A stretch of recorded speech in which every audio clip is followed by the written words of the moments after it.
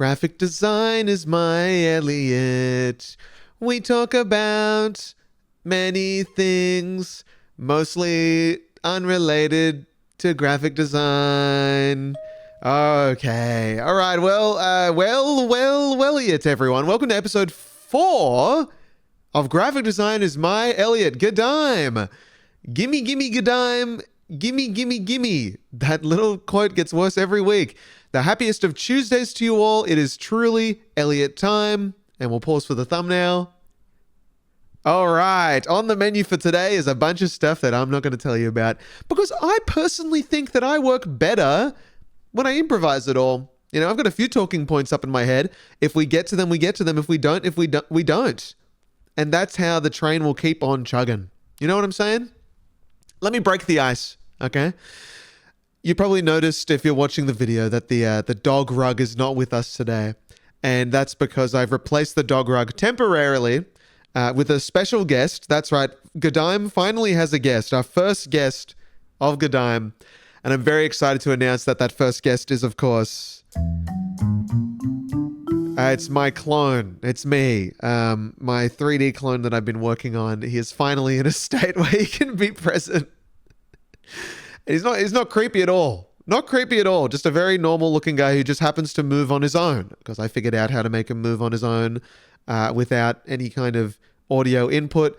That being said, he is in control of the sound effects today, so he can meow, which is very cool. He will meow on command. Hello, Elliot clone. You can't talk to me yet, but one day you will. Very soon. That's what tomorrow's job is for. I still have a lot to go in terms of fixing that little model. There's a checklist of things that I need to do. And I think I'm still trying to figure out the order, because that's the thing with Blender. You really got to get the order of operations down. Otherwise, you end up fucking it up. And then you just have to find an old save file. And I really have not saved the file well. Instead of doing version 1, 2, and 3, I've gone ahead and done I've named each one based on where they are in what stage of the process they're in. And I forget, I've had to organize my files by date. Can you believe it? Ridiculous. But we've kind of got I think I've got it under control now. I've made a new folder called Final Week, and that's where all the new saves are going in. So I can ditch all the other stuff. But he's in a pretty good state. I could finish him now. He's kind of done. And he can talk. That's the main thing. The voice tracking works pretty well. I kind of wish he could do more rounded mouth things, but it didn't really turn out the way I wanted to. And I can't really be bothered going in and adjusting all the shape keys again. So we're just going to kind of keep him opening and closing in a very cartoonish way, which I think works for the character. But I figured out how to get a little bit of toon shading. So he's now got a little bit of an outline, which is good. It means I don't have to... I've got to do this thing with these UV maps and all that. Anyway, that's what I've been spending all my time on, which is this little guy. And in terms of things that we can do right now, I would love to, of course, announce today's featured item of the week before we get any further. I've screwed up the layering in my OBS, so it looks like Elliot's going to be in front of the featured item of the week, which we will have to just embrace. Today's featured item of the week is, of course... this. Oh, there it goes. Press the right button. It's this Claro hoodie by James Ronco with this little dog with headphones on. It's truly fantastic. I hope I can secure me one, even though I imagine she won't be touring Australia for a while. God, what a good hoodie. Well done, James Ronco, for being the featured item of the week, and Claro by association. Very, very good stuff. Hey, very cool thing happened to me yesterday. I actually got coffee with a YouTuber. Would you believe? I know. I can't believe it either. It's never been done before. Two YouTubers meeting up. Some will call it networking. Some will call it mateship. And I call it getting coffee with a YouTuber. The one and only Ben Marriott, who is the top of the game in terms of motion graphics YouTubing. If you haven't heard of Ben, then I'll say it. Where have you been? What are you doing? Ben reached out to me and was like, hey, would you like to get a coffee? And I was like, absolutely. Let's talk shop. And we spent ages just talking about YouTube and our careers and where we want to take it all. And it was really, really inspiring. It was actually really nice. He's a GDIME listener, so hello, Ben, if you're out there. Hello to you. That was lovely. Lovely little coffee. Very much enjoyed it. It was really nice as well. He texted me later that night and was like, thanks for brunch. I felt really inspired since then about my next video. And I was like, it was really good to hear that, because I spent the rest of that day, all it took was right. Like, one of the first things I said to him was like, I'm in a bit of a rut right now because I am stuck in between. I don't know if I want to do full-time YouTube. Like, I can't, like, that feels like a big risk, right? And I don't know if I'm ready to make that leap. And he was basically like, do it. And I was like, oh, okay. And now I'm like, I can just do it. And that excites me a lot. I think that really excites me. Because it's one of those things, right, where you think of YouTube and you just think that's such a far-fetched idea, becoming like a YouTuber. And then it actually happens and you go, I should do, like, I have the opportunity is there to make it a thing, to make it like the thing that I do. Go.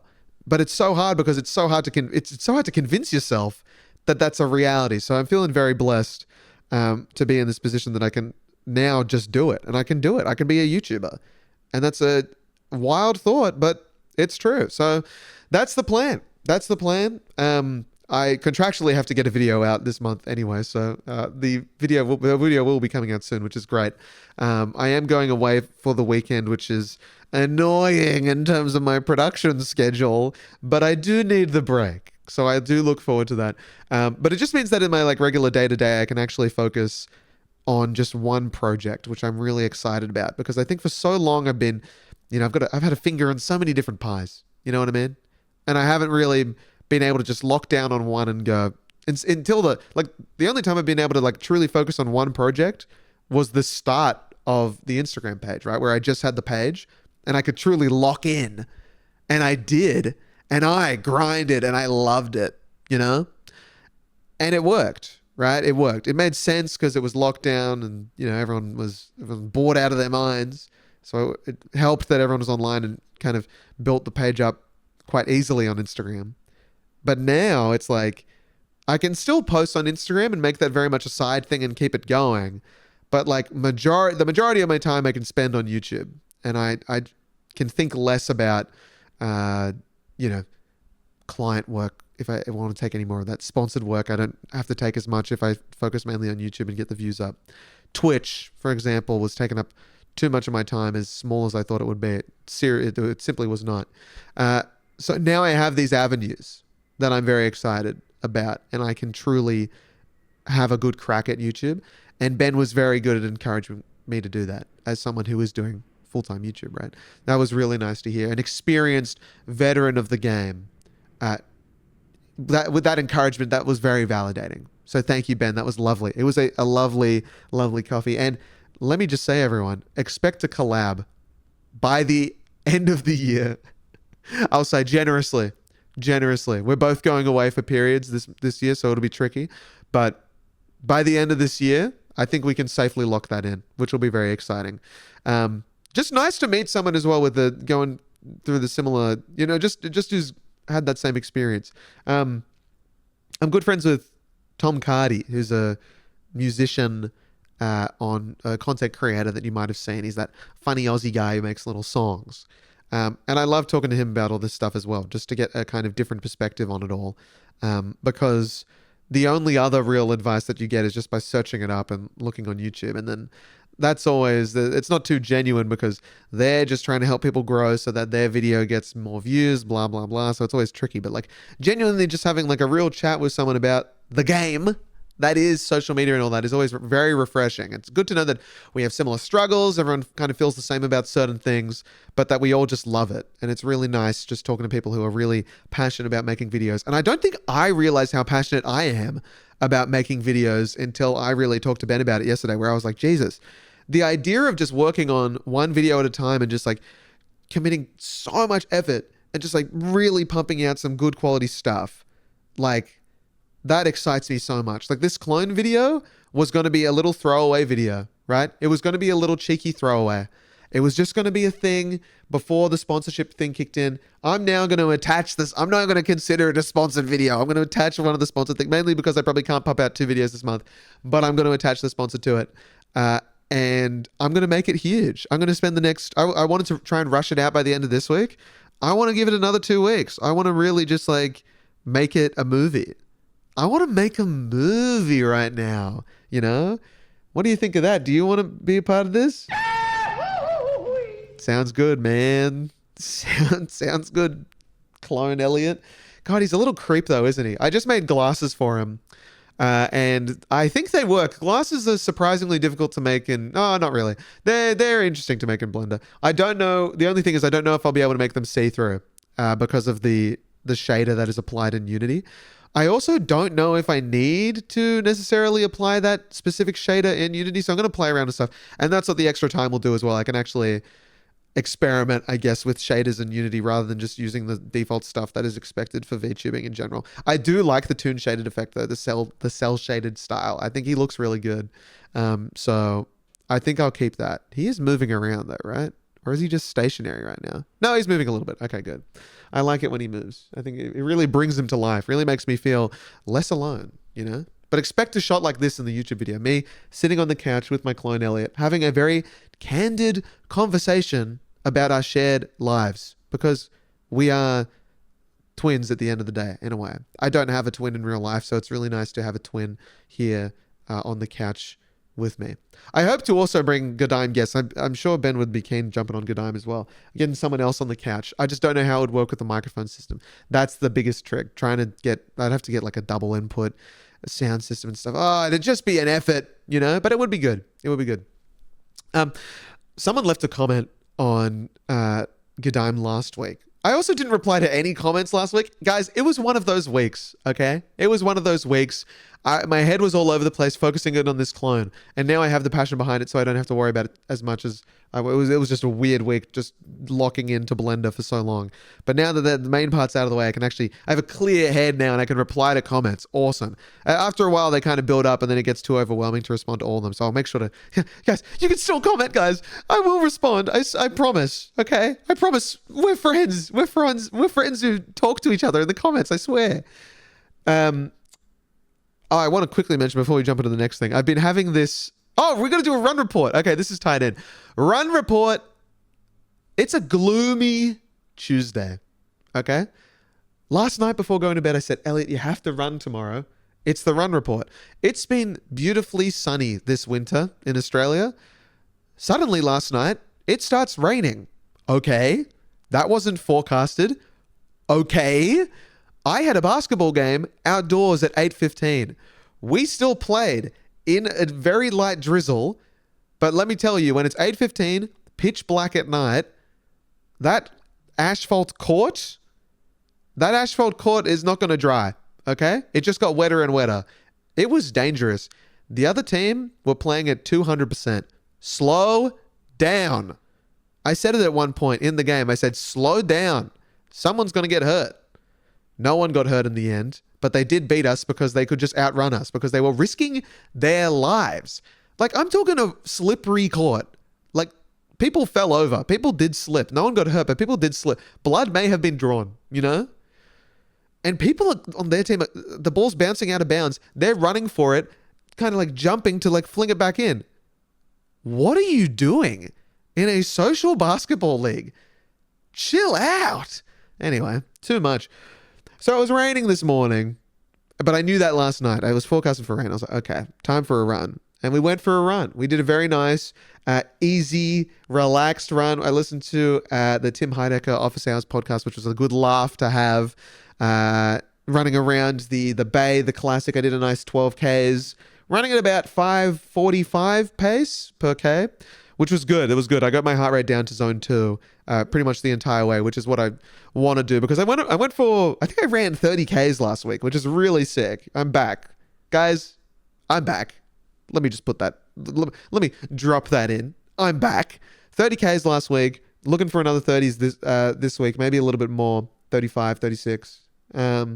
And yeah, last Saturday I went for an afternoon run and I cramped up at about 10, 11 Ks in and I had to walk the rest of it.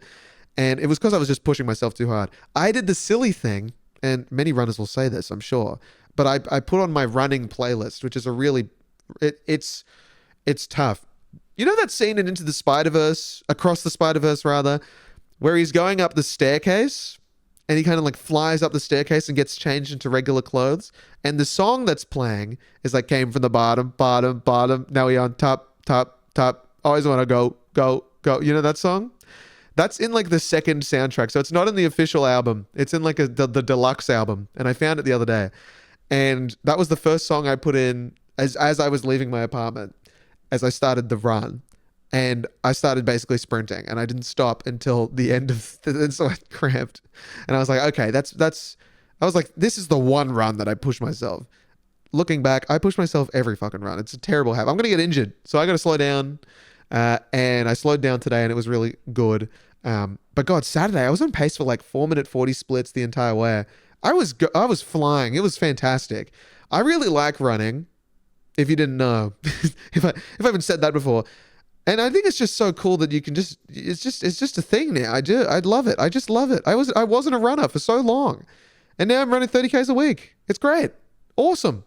It just happened. You just do it, and you just kept going, and it worked out. Love it. And I hope I don't stop. But it's also one of those things where I'm like, when will I stop? Right? Ever. Will I ever stop?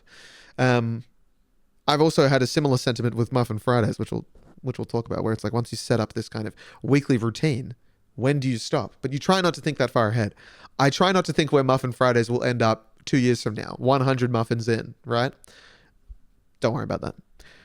I've also I fell trapped to a Cody Co influencer move. I bought AG1, which is this athletic greens. It's like a greens drink. God, got it a few days ago. Had my first glass. It's meant to improve your bowel movements mainly, guys. I get bloated, okay? And I've been trying to change that, and nothing's been working. So I thought I'd give this greens mix a go, okay? Had my first glass on Sunday. First sip, lovely. Tastes like pineapple and fruit. Yum. About to go in for a second one. Suddenly a wave of aftertaste kicks in. When I tell you this aftertaste tastes like Mother Nature herself, it's foul. It's foul. It tastes like dirt and grass. And you get just a wave of that after every sip, and you're trying to down it. But like, it would be okay if it was the reverse. Give me the pineapple aftertaste, so that's what I remember. I can get through the first sip of shit and then enjoy the aftertaste. When it's the other way around, I got a bit on my fingers, like under my fingernails. No amount of soap would remove the smell of dirt for the rest of the day. Every time I was like scratching my nose, I got a whiff of this fucking greens mix, and I was like, ah! It was terrible. But apparently it gets better. I've started mixing it with orange juice. They've got a 90-day guarantee as well, so if nothing changes, nothing changes. And I think it takes a few days for it to kick in. Fingers crossed. I'm going to have to be that real weirdo when I go away for the weekend with some friends. I'm going to bring some travel packs, and I'm just going to mix it up in the morning and have my greens drink, and they'll be like, you're a loser. And I'll say, I know. I'll say, I'm well aware. I'm fucking well aware. But I need my greens mix in the morning. And maybe someone will go, can I have one? And I'll say, save yourself the pain. Go outside, put your hands in some dirt, and just have a bite. It's the same sensation. It's the same experience. And then take a bite of a pineapple. But yeah, that's been pretty brutal. But in good food news, the opposite. Can I just say, Muffin Fridays was such a success. To report back on that, I think last GDIME I may have teased it. I've had Muffin Fridays for a few weeks now, but last Friday was the first time I publicly documented it.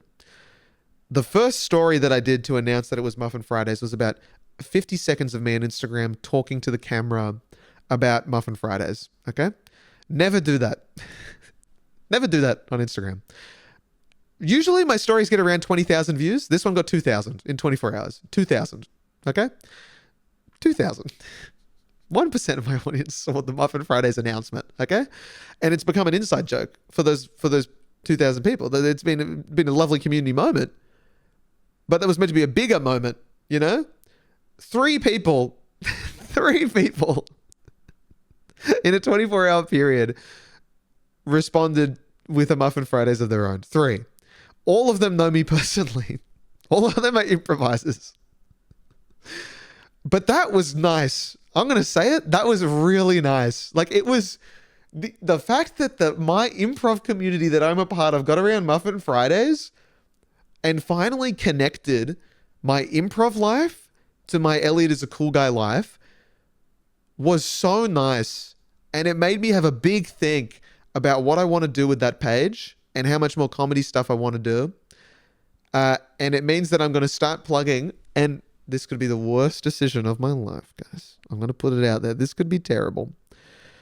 But I'm going to start plugging improv shows. I'm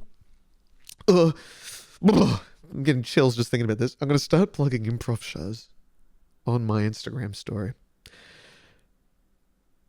And I just want to say that this could be the worst. This could be terrible, okay?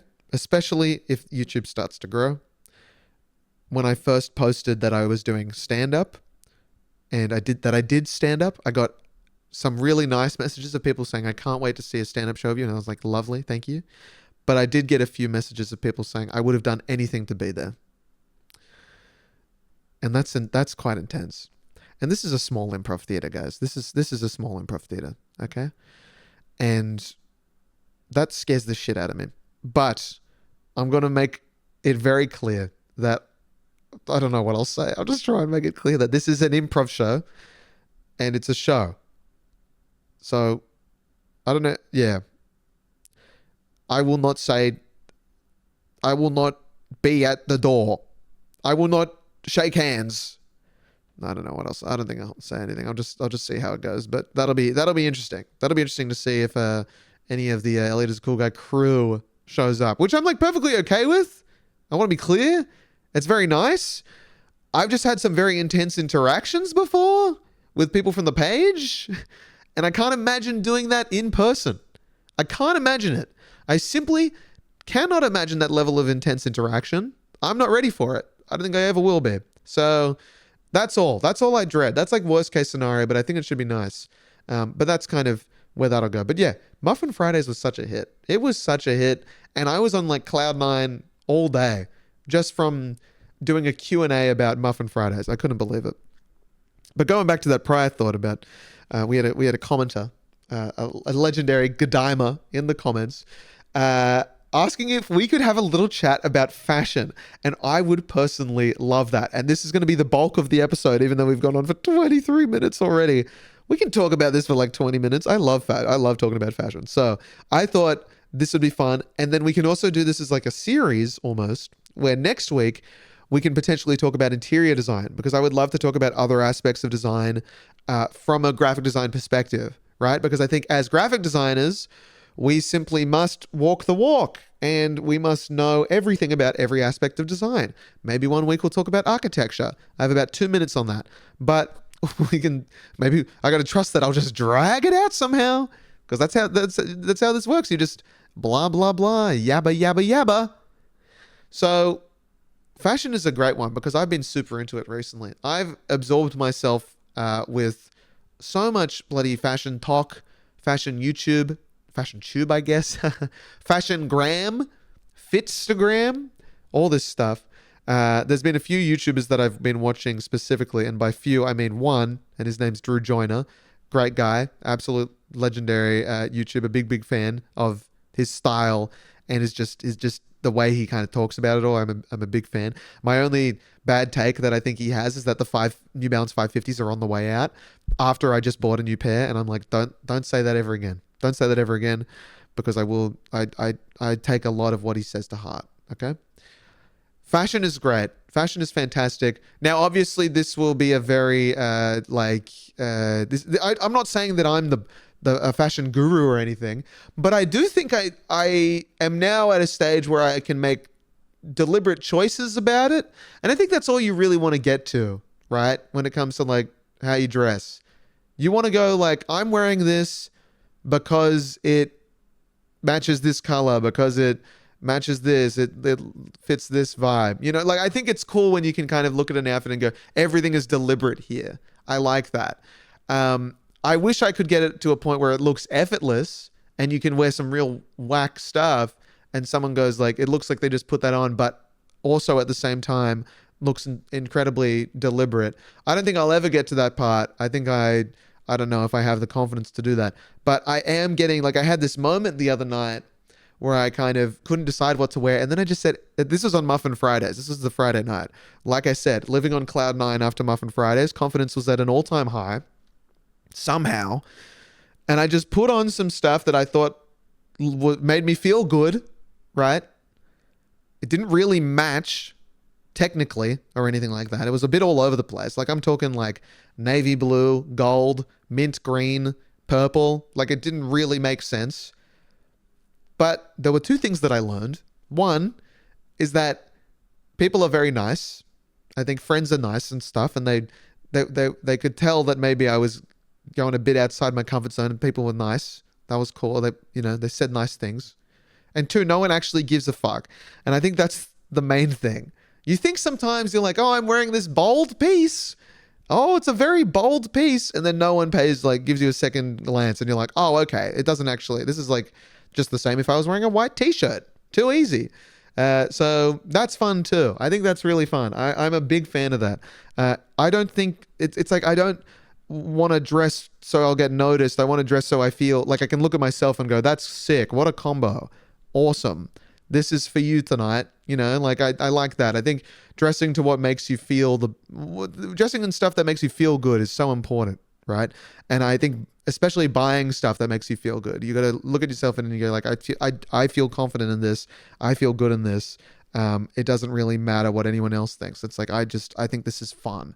And I think fun fashion is such a cool thing. And I've been trying to get more and more into just like buying some really fun stuff, and then pairing that with like basics, for example. If you're looking for some specific places, and these are just ones that I've gone to over the years and that people like Drew Joyner talk about. I don't think you can go wrong with Uniqlo. I think Uniqlo have the best basics in the world. Oh my God, their white t-shirts are just perfect. I love them so much. And they also have like different types. They've got like their regular crew neck cotton. They got the Airism stuff. They got the Uniqlo U, and they all have slightly different like sizings, I guess. Where the Airism shirt is quite boxy, which works really well for me as I kind of have like a shorter torso and the long legs. So boxy kind of stuff works well. And then, the Uniqlo U is a bit taller. So maybe if you're a bit taller, that kind of works. Like you can try it on, you can find the one that works best for you. And I just love their basics for that. Also got great pants there as well. I don't know any other that's basically that's one that I'll always go resort to. Uniqlo always feels safe to me. And then I think the first time the first attempt that I look back at my life and I look back at photos in my very short life, might I add. I look back at photos where I always, paid a little bit more attention to fashion than I think I expected. And I look back at some of the shit, like when I was in year 11 in high school, for example, I was wearing a coat and black suede boots, right? And I thought I was king of the hill. I thought I looked so cool. I would tuck my shirt into my pants up until I was probably like 22, right? Maybe even 23, like religiously. I would not untuck, okay? T-shirts into pants, tucked all winter. Literally would never be seen without them tucked. Vintage look is what I thought it was, okay? Now I hardly ever do it. But that was my thing. And I had these things. And I just thought they were my thing. And looking back, I'm like, how did you ever think that was cool? But that's the thing. I think it's constantly evolving. Fashion in general in the world, the trends are always coming in and out. The 550s, I thought were a safe bet for a shoe. Maybe they're not, I still think they're cool. And that's what I got to try and tell myself. I got to hold myself to that. But I think I'm now at an era. I think I've aged enough now. I think that's the important thing. I think when you get to like 24, 25, you kind of get a real good sense of who you are and what works for you. And I think I'll be able to look back on photos of myself in this era and be like, I still dress like that in like today's style, but I still dress like that. And I hope that I've been trying to invest more into pieces that I'll be able to wear years from now, right? Like real good quality stuff. I think that's been super important for me recently. And knowing that like this is stuff that I'll constantly find joy out of. I want that, So that's been fun. That's been a fun kind of journey to go on, seeing how my kind of style has changed. One of the biggest things that kind of that I learned that took me to that, I guess, that where I kind of had that, started having that confidence in just choosing stuff and deciding what to buy. I think knowing your body is so important when it comes to fashion. I used to just like look at people and be like, great, I'm just going to copy this outfit, and what looks good on that person did not look good on me, right? And that's such a big thing. And like trying to find people with like similar like stylings to you, like just similar people to you, like that helps so much. Once I realized that I have like the build for a box fit t-shirt, I think I'm like, I get it now. I'm like, okay, cool. I can wear like some cool pants. I'm blessed with the 32-inch length leg or whatever, like so that most pants will just fit me pretty well on straight up, but like a straighter leg fit, like a wider leg fit now, and then just a simple box t-shirt will always look good. Like that's just going to be safe. I'm certain on that. And a cool pair of shoes, right? But then it comes to like, you know, trying to make that a little bit more intense when it gets more fun. But figuring out, yeah, like what type of clothes, I guess, work best. I don't think I'm a jacket guy. Okay? Which is really sad. I'm sure I am. I just don't try it enough. But whenever I put on a jacket, I think I look like a bouncer for some reason, which is just a weird thing. So I'm more of a sweater guy. I really like sweatshirts, and I'll just do that instead, which isn't, you know, the classiest thing. Rocking up to the theater in a sweater isn't the classiest thing in the world. But then you just get like more. Then you just I just kind of embrace that this is classy cool. You know, I'm a graphic designer. I think that's a really good thing to do, to tell yourself. You go, oh, is this the right look for this thing? And then you go, of course it is. I'm a graphic designer. I can get away with wearing whatever and people will understand. I have a design eye and people just kind of accept that, right? That's gotta be the fuel for all your choices, right? It's easy. But no, I do get a lot of fun out of clothes, and I've been really, really into it recently. And it's been really, really nice, you know? And I'm curious to see where that'll all go. I have a few designer friends who just put on some of the coolest stuff in the world. You know, they can just wear Crocs and stuff and it'll look really cool. I mean, Crocs are pretty cool in general right now. They're very much back on trend. But like, I do admire the confidence, and I kind of look at that and I go, what's stopping me from this confidence? What is genuinely stopping me? And I go, oh, the fact that I don't have that confidence. And I go, okay, I can just be more confident then. And I go, yes. And then I think it depends on the day too. Jesus Christ, it depends on the day. Some days I wear the weirdest shit, and I'm just like so okay with it. Just the combos that should not work, and then I'm just like, it does work. And then I'll get real nervous other days, and I'll just put on the box t-shirt and the pants combo, and, you know, play it safe. But I'm trying to take more risks and all that, because I think really, if any risk, if you play it off with enough confidence, it's not a risk. It's not. People just believe that it's cool. And people go like, how do they do it? That's effortless. And that's the dream, right? That effortlessness. But yeah, I'm very keen to go to Japan. I really want to get some Japanese denim, right? Like a real nice pair of jeans. These are really nice. These are a nice pair of jeans. I really like these. Something else that I tried and look for in pants specifically, I think pants are quite difficult because everyone kind of resorts to just jeans or like kind of like a Dickies straight leg, simple option. Shout out to Dickies. Dickies black pants are the best pants I think I have ever worn, and they fit me like a glove. I am the Dickies dimension. Dickies, if you're hiring models. No, I'm just kidding, guys. I've tried. I'm just kidding as well. Don't worry. But these pants are like, they've got like these little tags on them and stuff. They got like the extra pockets and stuff. And I think like, I was talking with my mum this morning about this morning, funnily enough. But I think trying to take a staple, right, like jeans, and then finding some that have that little bit of extra texture, you know, maybe there's something embroidered on it. Maybe there's an extra pocket. Maybe it's got like a cargo pocket or like an extra kind of like a painter carpenter pants. They've got like these cool little holds. Something to give it a little bit more texture.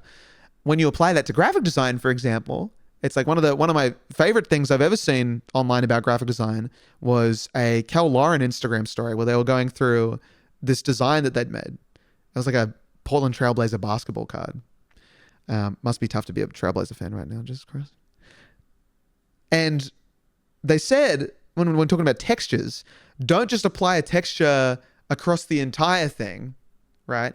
Consider adding different textures to each layer in the Photoshop file. And I was like, I have never considered that. I just make like a flat design and then I slap noise or a paper texture over the top of it, call it a day.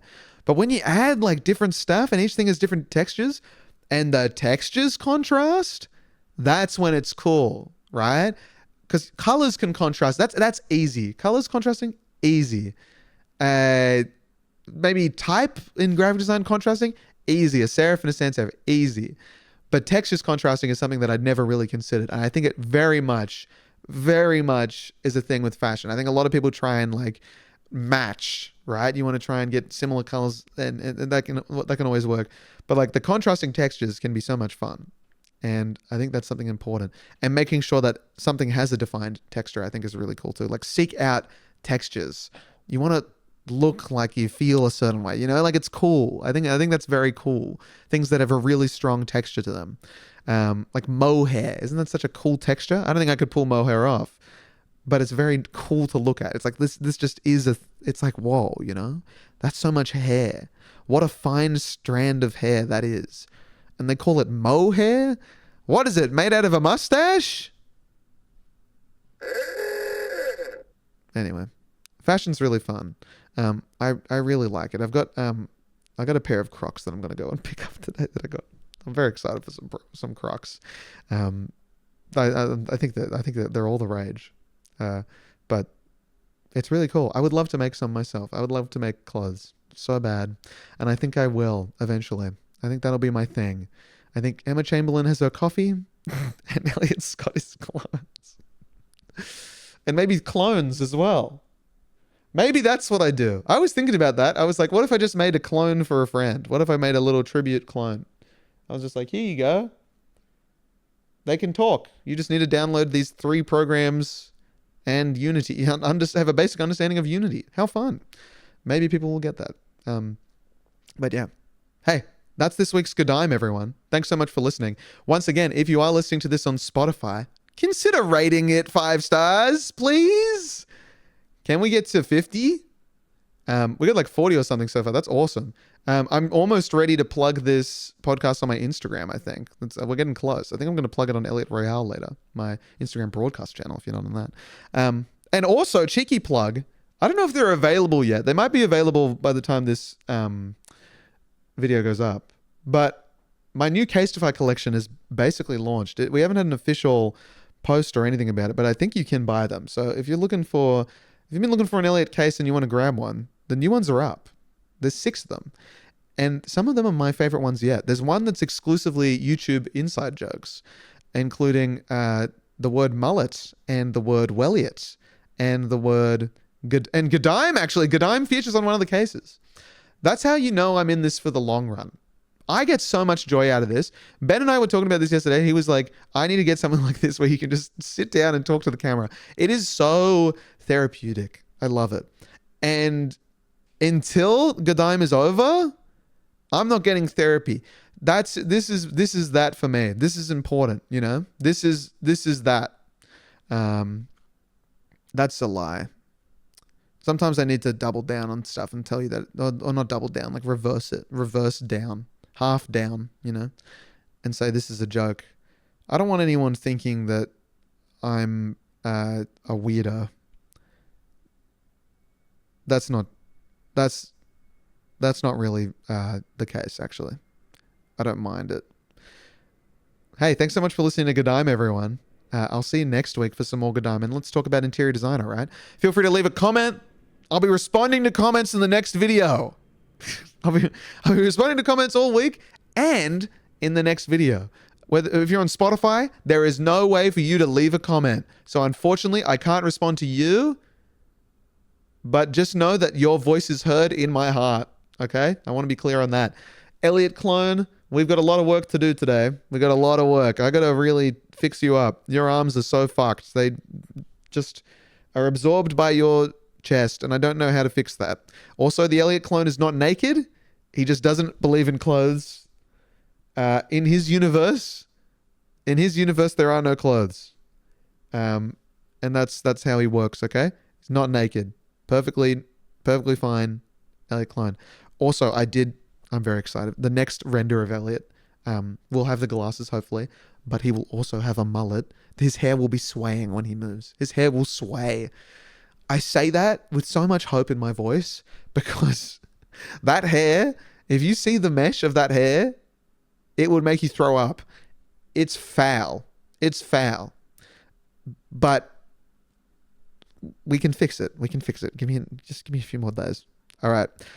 I will be back next Tuesday with some more things to talk to you about. You've been fantastic. I've been Elliot. Thanks for watching GDIME. Play that outro song. GDIME, GDIME, it's time to say goodbye. Goodbye, goodbye, goodbye. There's something there. Someone record it. All right, see you guys. Have a good one. Bye.